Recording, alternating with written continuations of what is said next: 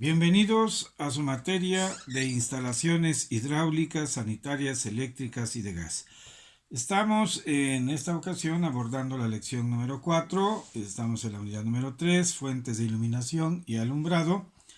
Los temas que vamos a estudiar ahora es la instalación eléctrica, los conductores, materiales, accesorios, diagramas y circuitos eléctricos en una casa habitación.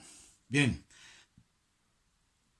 el objetivo de nuestra lección es que el alumno identifique las características de una instalación eléctrica, los conductores, materiales, accesorios, diagramas y circuitos eléctricos en casa habitación. Bien, vamos a empezar nuestra lección describiendo qué se entiende por una instalación eléctrica. Bien, entonces podemos decir que se entiende por instalación eléctrica al conjunto de tuberías, conduit o tuberías y canalizaciones de otro tipo y forma, cajas de conexión, registros, elementos de unión entre tuberías y entre las tuberías y las cajas de conexión o los registros, conductores eléctricos, accesorios de control y protección, etcétera, etcétera, necesarios para conectar o interconectar una o varias fuentes o tomas de energía eléctrica con los receptores. Bien, vamos a ver qué son los conductores eléctricos. Bien, los conductores eléctricos sirven como elementos de unión entre las fuentes o tomas de energía eléctrica, como transformadores, líneas de distribución, interruptores, tableros de distribución, contactos, accesorios de control y los de control y protección con los receptores. Ahora, dentro de los accesorios de control se pueden resumir de la siguiente manera. Bien, tenemos nosotros apagadores sencillos, apagadores de 3 vías o de escalera, apagadores de 4 vías o de paso, etc. Caso secundario, cuando algunas circunstancias se tienen contactos controlados con apagador. 3. En oficinas, comercios e industrias, además de los controles antes descritos, se dispone de los interruptores termomagnéticos, conocidos como pastillas, que se utilizan para controlar el alumbrado de medianas o grandes áreas a partir de los tableros. 4. Las estaciones de botones para el control manual de motores, equipos y unidades completas. 5. Interruptores de presión de todo tipo. Estos están dentro de lo que son los accesorios de control. Ahora tenemos también accesorios de control y protección. Dentro de la amplia variedad de estos accesorios se pueden considerar los de uso más frecuentes. 1. Interruptores, switches, que pueden ser abiertos o cerrados a voluntad de los interesados, además de proporcionar protección por sí solos a través de los elementos fusibles cuando se presentan sobrecorrientes, sobrecargas peligrosas. Los interruptores termomagnéticos, que además de que suelen ser operados manualmente, proporcionan protección por sobrecargas en forma automática. 3. Arrancadores a tensión plena y arrancadores a tensión reducida para el control manual o automático de motores, equipos y unidades complejas. Los objetivos de una instalación. Vamos a ver. Los objetivos a considerar en una instalación eléctrica están de acuerdo al criterio de todas y cada una de las personas que intervienen en el proyecto, cálculo y ejecución de la obra, y de acuerdo además con las necesidades a cubrir. Sin embargo, con el fin de dar margen a la iniciativa de todos y cada uno en particular, se enumeran solo algunos, tales como los siguientes. Tenemos que una instalación debe ser segura, o sea, debe tener seguridad contra accidentes e incendios, debe ser eficiente, debe ser económica, obviamente mantenimiento mínimo, distribución de elementos, aparatos, equipos, etc. Y debe tener accesibilidad. Bien. Tipos de instalaciones eléctricas. Por razones que obedecen principalmente al tipo de construcciones en que se realizan, material utilizado en ellas, condiciones ambientales, trabajo a desarrollar en los locales de que se trate y acabado de las mismas, se tienen diferentes tipos de instalaciones eléctricas. A saber, podemos considerar nosotros las siguientes. 1. Instalaciones totalmente visibles, instalaciones visibles entubadas, instalaciones temporales, instalaciones provisionales, instalaciones parcialmente ocultas, instalaciones ocultas completamente e instalaciones a pruebas de explosión. Bien, a continuación vamos a ver algunos símbolos eléctricos que normalmente utilizamos cuando realizamos este tipo de proyectos de instalaciones eléctricas y que obviamente dibujamos en los planos. Para la fácil interpretación de diagramas así como de proyectos eléctricos se emplean símbolos, de los cuales existe una gran diversidad, lo que en ocasiones hace necesario se indique delante de ellos en forma clara lo que significan. Los más usuales son los siguientes. Bien, tenemos aquí algunos, una listita. Aquí tenemos, por ejemplo, una salida incandescente de centro. Aquí tenemos una salida incandescente de centro también. Aquí se especifica el tipo y los watts. Salida spot, normalmente 75 watts. Salida incandescente de vigilancia. Salida incandescente de centro con pantalla tipo. Lámpara fluorescente tipo Slimline. Lámpara fluorescente de 2x40 watts. Bueno, aquí tenemos nosotros una serie de símbolos eléctricos, ¿verdad? Arbotante incandescente, aquí arbotante fluorescente interior, aquí tenemos un apagador polarizado sencillo, un apagador polarizado de 3 vías o de escalera, ¿verdad?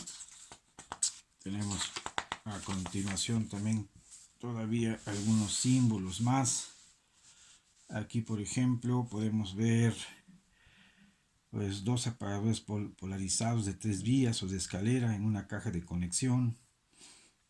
Aquí nosotros ponemos dos contactos polarizados sencillos en muro de áreas o locales secos en una caja de conexión. Hasta 3 en una caja de conexión se consideran como mínimo la carga de 1, o sea 180 watts. Tenemos un contacto polarizado sencillo en muro de locales o áreas con pisos y muros húmedos.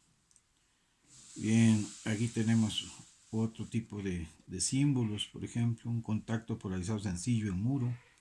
Esto normalmente es en viviendas para conectar lavadoras sencillas. Se considera una carga mínima de 500 watts. Bien, aquí tenemos nosotros otro tipo de símbolos, por ejemplo, el botón de timbre. Muy bien. Ahora, vamos a proceder a ver algunos diagramas de conexión de lámparas incandescentes, apagadores y contactos. Entonces, para simplificar al máximo los diagramas de conexión de lámparas con apagadores y contactos, se indicarán algunas de las combinaciones más comunes en 127.5 volts, conocida generalmente como una tensión de 110 volts. Además, por comodidad, al alambrado se cambiarán radicalmente los símbolos de apagadores y contactos, sin olvidar que los usuales son los indicados anteriormente. Bien, aquí tenemos nosotros algunos sencillos, algunos símbolos que vamos a utilizar. Aquí, por ejemplo, el apagador sencillo lo vamos a indicar así. El apagador de 3 vías o de escalera, aquí lo vamos a indicar así. Apagador de 4 vías o de escalera, de esta manera. Un contacto sencillo en muro, aquí así.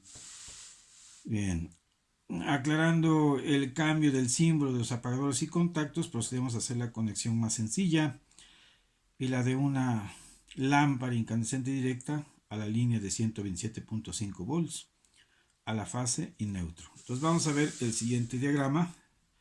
Fíjense bien, aquí nosotros tenemos en estos diagramitas una conexión a una lámpara incandescente controlada con un apagador sencillo, indicando la llegada de la línea por el lado izquierdo. Aquí está, tenemos la fase, el neutro, ¿verdad? Y aquí nosotros tenemos un apagador sencillo. Aquí tenemos nuestra bombilla. Y esa sería prácticamente la aplicación del diagrama. Aquí nosotros tenemos en planta, una vista de planta, cómo llegaría la manguera de alimentación, ¿verdad?, a este registro. Y aquí obviamente estamos representando lo que viene siendo la lámpara o la bombilla. Bien, entonces vamos a ver aquí otros diagramitas. Fíjense bien, tenemos aquí otros diagramitas. Por ejemplo, aquí estamos hablando de una conexión de una lámpara incandescente controlada con un apagador sencillo y un contacto sencillo al extremo contrario del apagador, indicando la llegada y continuación de la línea. Entonces aquí está nuestro diagramita que corresponde, ¿verdad?, a la aplicación práctica que podemos ver aquí, la aplicación práctica del diagrama en la parte derecha. Aquí tenemos la forma de cómo la representamos, obviamente en una vista de planta.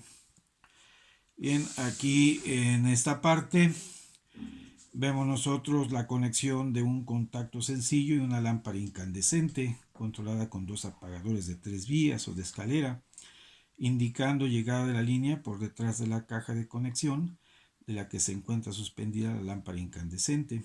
Entonces aquí vemos nosotros el diagramita, ¿verdad?, nuestro diagramita, y aquí vemos nosotros la aplicación práctica del diagrama en vista de planta.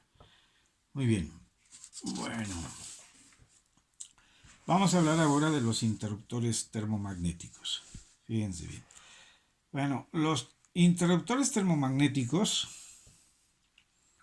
conocidos comúnmente como pastillas, también aprovechan el efecto del calentamiento al paso de las corrientes mayores a las previstas, condición que los hace operar mecánicamente el automático para botar la palanca de su posición de normalmente cerrado a una posición intermedia, indicando esta última fallas eléctricas en el circuito al que protegen. Para cerrar el circuito es necesario hacer llegar la palanca del termomagnético hasta la posición de normalmente abierto y desde ahí a la posición de normalmente cerrado. Si el termomagnético se bota en por lo menos 2 y hasta 3 operaciones repetidas, pues es señal inequívoca de que la falla es permanente, situación que obliga a realizar los arreglos o reparaciones necesarias indicadas en cada caso después de localizar la irregularidad. Bien, elección de fusibles interruptores. Pues deben seleccionarse de un valor un poco superior al que resulte del cálculo exacto, impidiendo con ello abran el circuito en forma continua y sin causa justificada. Por ejemplo, prever que cuando arranca un motor eléctrico, toma en ese instante de la línea una corriente mayor que la indicada en sus datos de placa. Bien, aquí hay que ver un capítulo correspondiente a motores eléctricos. Los fusibles y los interruptores termomagnéticos se clasifican de acuerdo a la corriente máxima que soportan en condiciones normales de trabajo, tensión entre conductores, forma y modo de operar. Bien, conductores para instalación eléctrica en baja tensión. Los conductores eléctricos son aquellos materiales que ofrecen poca oposición o resistencia al paso de la corriente eléctrica. por o a través de ellos. Todos los metales son buenos conductores de electricidad. Sin embargo, unos son mejores que otros. Entonces vamos nosotros a ver, ¿verdad? Que pues de los conductores más pues mejores, ¿verdad? Sería la plata. También tenemos el oro, pero pues obviamente por su alto costo pues no se utilizan. Entonces normalmente, ¿verdad?, se elige lo que son los conductores de cobre. Entonces aquí vemos que después de la plata, el cobre electrolíticamente puro es el mejor conductor eléctrico. Se le emplea en más del 90% en la fabricación de conductores eléctricos, porque reúne las condiciones deseadas para tal fin, tales como alta conductividad, resistencia mecánica, flexibilidad y bajo costo. Bien, ahora vamos a ver algunos alambres y cables con aislamiento tipo TW. Bien, dentro de estos obviamente podemos describir ese tipo de alambres y cables con aislamiento tipo W a los conductores de cobre suave o recocido con aislamiento de cloruro de polivinilo, PVC, por las iniciales TW en inglés. Se tiene un aislamiento termoplástico a prueba de humedad. Los usos más comunes son en instalaciones eléctricas, en el interior de locales, con ambiente húmedo o seco. Algunas características de estos son que, bueno, pues, trabajan a tensión nominal de 600 volts, una temperatura máxima de 60 grados centígrados y se recomiendan usarlos a temperatura ambiente mayores de 35 grados centígrados. Bien, tenemos otro tipo de alambres y cables con aislamiento tipo THW. Bueno, los conductores de cobre suave o recocido con aislamiento de goma Plastilac, por las iniciales THW en inglés, se tiene un aislamiento termoplástico resistente al calor y a la humedad con este aislamiento. Los conductores tienen mayor capacidad de conducción que con TW. Ocupan, eso sí, mayor espacio dentro de los ductos, pero se les considera el mismo si se respeta el factor de relleno. El factor de relleno puede definirse como la relación del área utilizable con respecto al 100% dentro de las canalizaciones. Sus usos. Bueno, pues normalmente o generalmente se les emplea en canalizaciones, para edificios y en las instalaciones eléctricas con ambientes secos o húmedos. Las características, algunas características de este tipo de alambres y cables con aislamiento tipo THW vienen siendo las siguientes.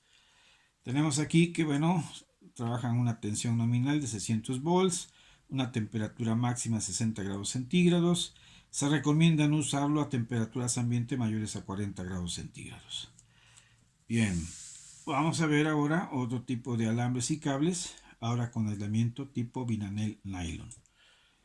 Bien, este tipo de conductores de cobre suave o recocido con aislamiento formado por dos capas termoplásticas tienen una primera que es de cloruro de polivinilo, PVC, de alta rigidez dieléctrica, gran capacidad térmica y notable flexibilidad. La segunda es de nylon, de alta rigidez dieléctrica y una gran resistencia mecánica. Los usos.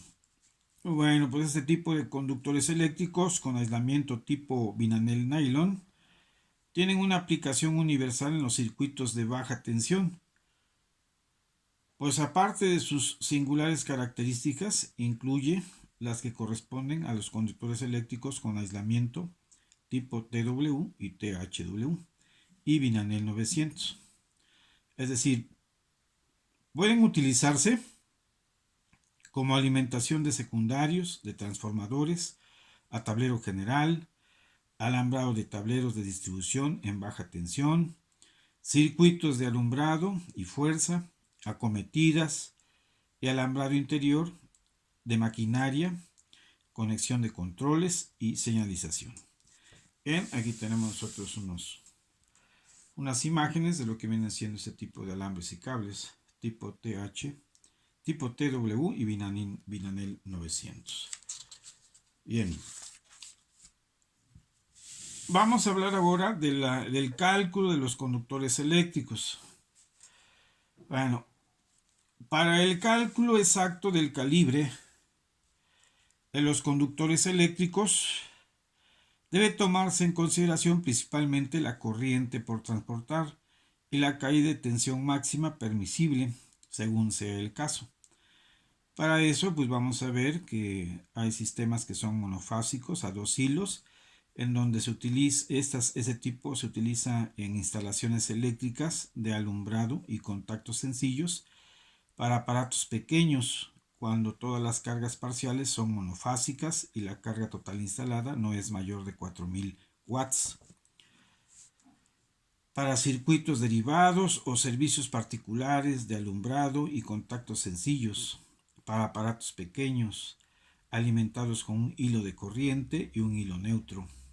Considerar una carga no mayor de 1500 watts. Bien, hay otro sistema que es monofásico a 3 hilos, que esta se recomienda para instalaciones eléctricas de alumbrado y contactos sencillos para aparatos pequeños, cuando todas las cargas son monofásicas y la carga total instalada es mayor de 4000 watts, pero que no debe sobrepasar los 8000 watts, cuyo valor multiplicado por el factor de demanda promedio de 0.7 se obtiene una demanda máxima aproximada de, aquí multiplicamos 8000 por 0.7, nos dan 5600 watts, que repartida en los circuitos derivados corresponden 2800 watts de carga efectiva por cada hilo de corriente. Bien, vamos a ver a continuación cómo calculamos lo que es el calibre de un conductor. Bien, de una manera sencilla. Tenemos aquí un ejemplo. Nos dice, calcular la corriente calibre de los conductores eléctricos con aislamiento tipo TW. Si en una instalación eléctrica se tiene una carga total instalada de 3800 watts, resultado de sumar solo cargas parciales monofásicas, alumbrado y contactos. Los datos que nosotros tenemos, pues bueno, viene siendo W, ¿verdad? Total de watts, que son 3800 watts. Y el voltaje, que son 127.5 volts. Aquí tenemos nosotros estos datos, ¿verdad? Y bueno, para darle solución a este problema vamos a proceder de la siguiente manera. Fíjense bien. Como solo son cargas monofásicas y la suma total no sobrepasa el valor de 4000 watts, estamos viendo aquí que el consumo en watts son 3800, ¿verdad? Watts, entonces no sobrepasa el valor de 4000 watts. El sistema escogido debe ser un monofásico a 2 hilos. Por tanto, bueno, pues vamos a aplicar las siguientes expresiones. Aquí nosotros tenemos que el consumo en watts va a ser igual al voltaje por la intensidad de corriente y por el coseno phi. Ese coseno phi pues es el factor de potencia. Aquí tenemos que I va a ser igual al total de watts consumidos entre el voltaje por ese factor de potencia. Entonces, cuando no se da el factor de potencia, Fp, o aquí conocido como coseno de phi, coseno de phi, esto, como dato, entonces supone un valor que normalmente varía de 0.85 a 0.90, ya que en ningún caso la carga total instalada es puramente resistiva. Entonces vamos a calcular nuestra intensidad de corriente y vamos a dividir nosotros el total de watts que se consumen, serían 3800, y vamos a multiplicar el voltaje aquí, 127.5, por este factor de potencia, cuyo valor lo vamos a tomar en 0.85. Entonces hacemos las operaciones y esto nos va a dar un valor de 35 amperes. 35 amperes de intensidad de corriente.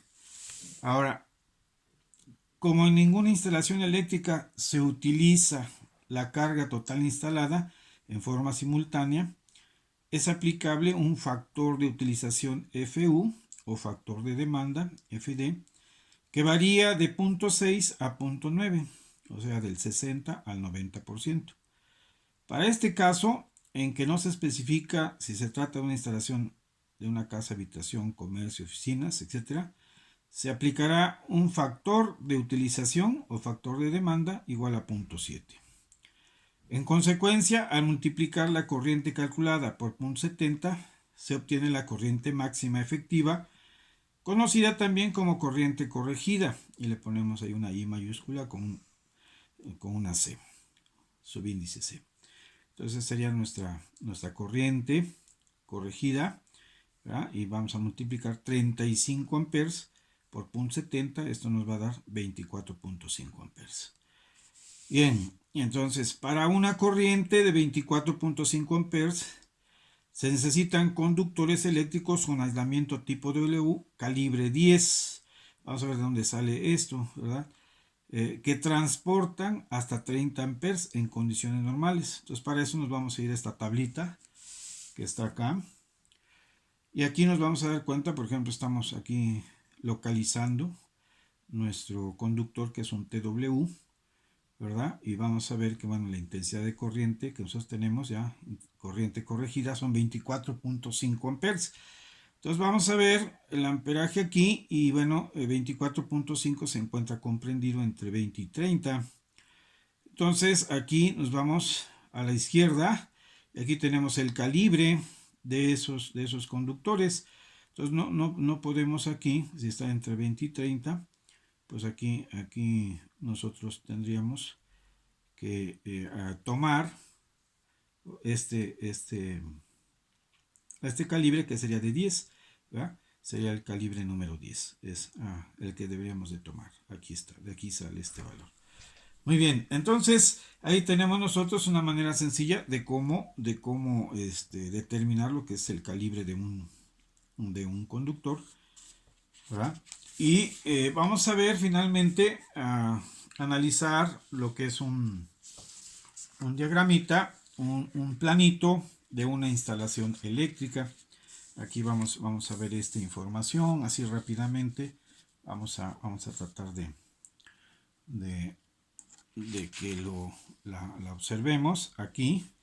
Y entonces vamos a ver aquí nosotros en la planta, ¿verdad? Que ya aquí el proyectista, nosotros tenemos aquí que el proyectista, tenemos nosotros aquí una casita de un solo nivel, es una planta, es una vista de planta de un solo nivel, es una planta arquitectónica de una casita de un solo nivel. Y entonces aquí vemos cómo el proyectista más o menos localizó la posición de las bombillas eléctricas, o sea, de las salidas eléctricas, ¿verdad? Considerando, bueno, aproximadamente que, bueno, esa es la consideración que hacemos nosotros, que una lámpara más o menos de unos 100 watts, pues nos ilumina lo que es un espacio aproximadamente entre 10 y 15 metros cuadrados. Entonces, aquí va distribuyendo la posición de sus lámparas, ¿verdad? De sus arbotantes.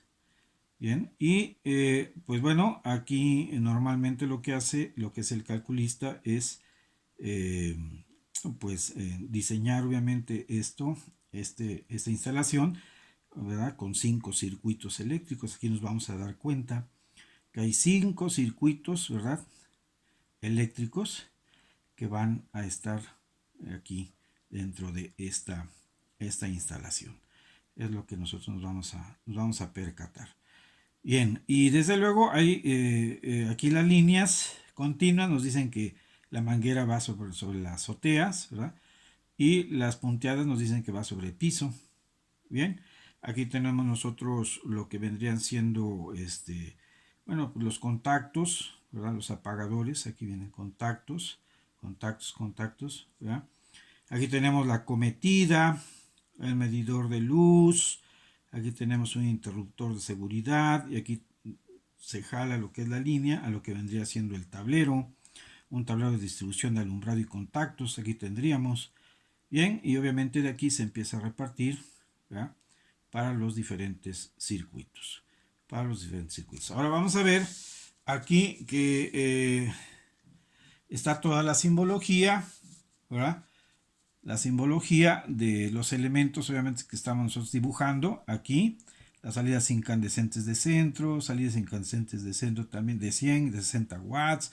Tenemos apagadores, contactos, ¿verdad? Tenemos un contacto exclusivo para una lavadora. Bien, tenemos aquí nosotros toda la simbología. ¿Vean? Aquí el medidor de luz, la conexión puesta a tierra. ¿Vean? Aquí está. Bien. Y obviamente aquí se hace lo que es un cálculo del cuadro de cargas. ¿Verdad? Y se ponen obviamente los circuitos. Decíamos nosotros que aquí el calculista, ¿verdad? Reparte a 5 circuitos. Aquí vienen todos los elementos, todas las salidas incandescentes, ¿verdad?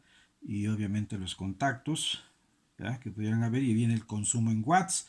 Entonces aquí vamos viendo que en el circuito 1, por ejemplo, aquí tenemos, vamos a analizar este nada más para que ustedes se den cuenta. Aquí tenemos 5 salidas de 100 watts, aquí tenemos 4 de 60, aquí tenemos una más aquí de intemperie de 60, ¿verdad? Una arbotante incandescente de 60. Bien, entonces aquí nosotros multiplicamos el número de elementos por los watts que consumen. Aquí tendríamos 500, aquí tenemos 4 por 60, ¿verdad? 4 por 24, 240 watts más otros 60. Aquí estaríamos sumando el total de watts, estaríamos hablando de 800 watts. Y así en cada uno de los circuitos, obviamente se van localizando, ¿verdad? Qué consumo en watts tiene cada circuito y se van colocando aquí. Bien, aquí se distribuyen, se balancea esto en dos fases, A y B, ¿verdad? Y aquí pasamos nosotros estos dos elementos, 900 y 900 para acá, 1800. Aquí serían 800, pasamos el 750 para el B, 500 para el B.